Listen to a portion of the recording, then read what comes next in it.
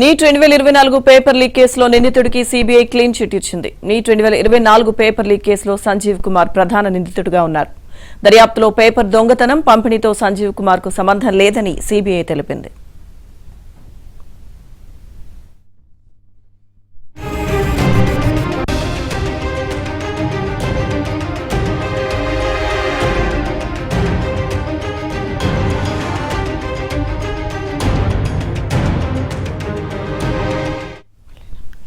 Neat 2024 paper leak కేసులో నిందితుడికి CBI clean chit ఇచ్చింది.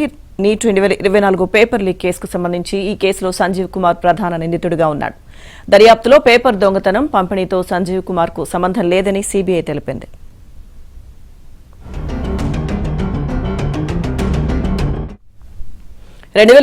మే 5న NEET UG పరీక్ష సందర్భంగా పాట్నా పోలీసులు అవకతవకలను గుర్తించడంతో ఈ వ్యవహారం వెలుగులోకి వచ్చింది.